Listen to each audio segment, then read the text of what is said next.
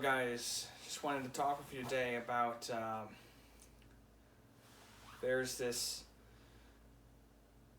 interesting graph by Visual Capitalist which talks about the TikTok ban that was passed into law, signed into law by President Biden in April of this year and went through the Congress first, but what I find interesting about it is so in this graph they talk about how the trend of how in the last year and a half, just how the public's opinions about this TikTok ban have changed in that time span. So adults were surveyed, and it's adults who support the ban by percentage. So in March of 2023, the people who identified as Republican supported the ban by a margin of 60%, independents by 50%, and Democrats by 43% in March of 2023. Now in September of 2023, 6 months later, we have we're starting to see a decline in the amount of support for the TikTok ban, going from 50% for Republicans supporting the ban, going down to 50%, independents dropping support for the ban down to 38% in support, Democrats in support for the ban down to 29%. So in those 6 months, you already were starting to see a decline in support for the TikTok ban. Now, fast forward to July of 2024, July of this year, further decline. So Republicans within the last month or two have their support for the TikTok ban have gone down to 42%, independents down to 32%, and Democrats down to 24%. So that's an 18% decline in that year and a half span. 18% drop for Republicans from 60% to 42%. An 18% decline as well from 50% to 32% for independents, and in that same 18-month period, a decline from 43% support to 24% for Democrats, 19% decline. So roughly 18 to 19% decline across the board for adults who are in support of the TikTok ban. And at the time of 2023, this was all hypothetical. It wasn't until April of 2024 that this was passed into law. And a reminder that the ban really requires, it's not outright banning TikTok, but giving ByteDance, the owner of TikTok, Chinese-owned ByteDance, gives them 1 year to sell TikTok to a U.S. firm or cease U.S. operations. Now, the official motive was more or less about concerns over a Chinese-owned company having that kind of influence in social media in America. A valid concern, of course. TikTok is getting very popular, has been very popular amongst the youth. Children especially, and I'll admit, me in my early 30s, I don't really get TikTok. I don't understand its appeal. I find that short form content much too short. I was raised on YouTube, and I find YouTube videos to be too short, and many YouTube videos being 10, 15 minutes, 20 minutes long. I don't understand the appeal of TikTok so much. I'll admit that, but and I certainly would say I don't agree with the idea, like I am anti-Chinese influence over our population, especially the youth. And I see it as a power play by the Chinese, because it's getting all this money from the state into ByteDance. Every Chinese company has some amount of control to one degree or another, but certainly more than you would get from American companies in particular.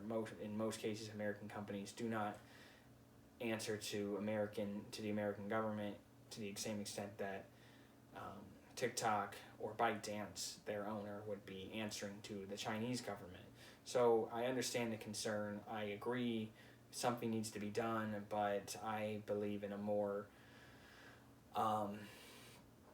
fighting fire with fire, in the sense it can be a good thing in this sense, like rather than banning TikTok, why not find ways of funding speech that you like, and finding ways of trying to promote platforms that do answer to the United States government for one extent or another, and not to the Chinese government.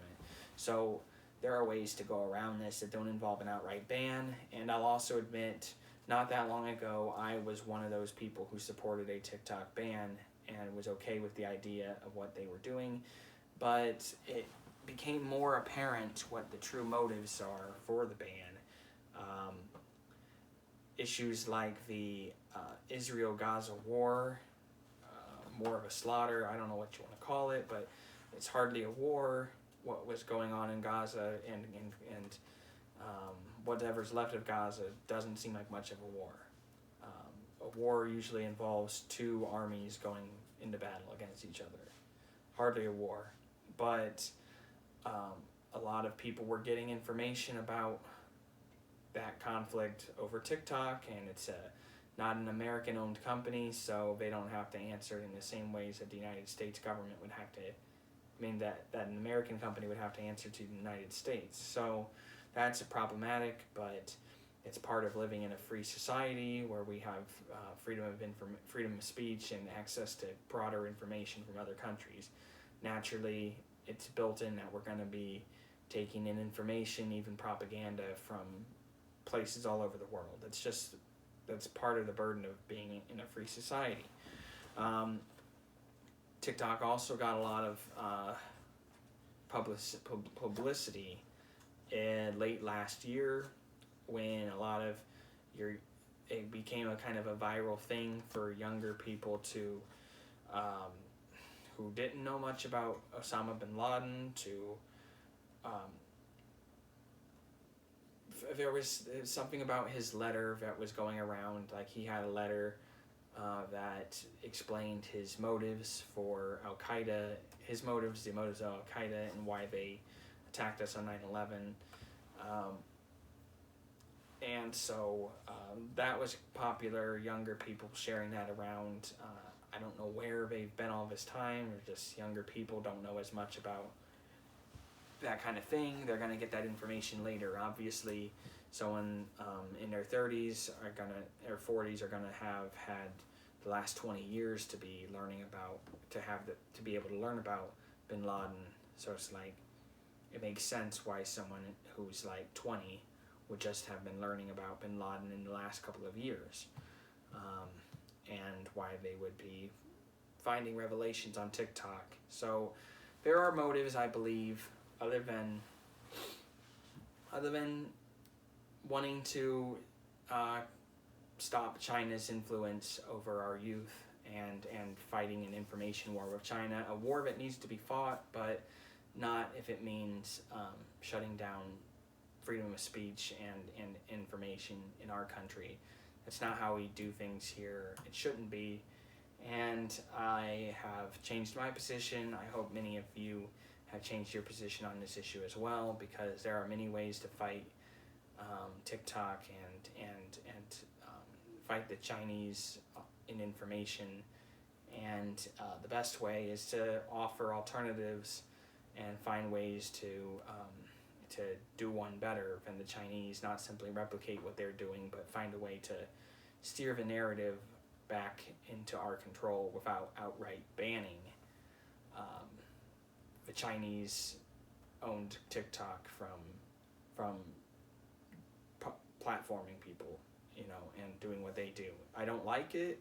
No red-blooded American should, but it's just a fact of life that we take in information from all over the world, being a free society, and we have to fight information we don't like with information we do like, not simply ban it. So, but I find it interesting that the public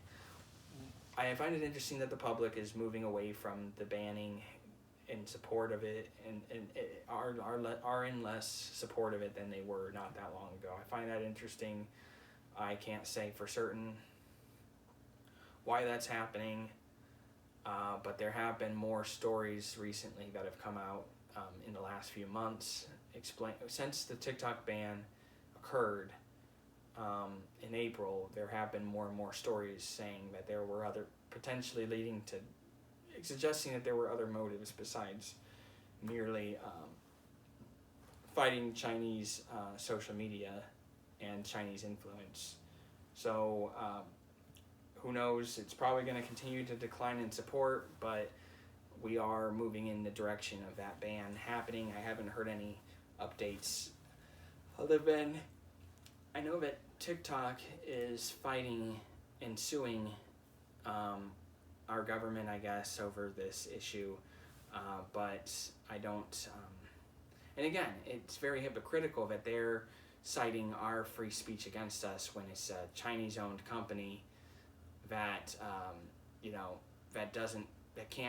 China doesn't even have TikTok. They're, or whatever TikTok they have is not at all like ours. So they're fighting us using our own values against us in bad faith. That doesn't make it right to ban them, even if it's not something that China really believes in, or people in China necessarily believe in as far as free speech goes. We still believe in it. I know I do. So in that regard, I do think that it's a mistake to ban them, and it sounds like a lot of other Americans are starting to come around on that as well. So just wanted to share that with you guys. Thank you.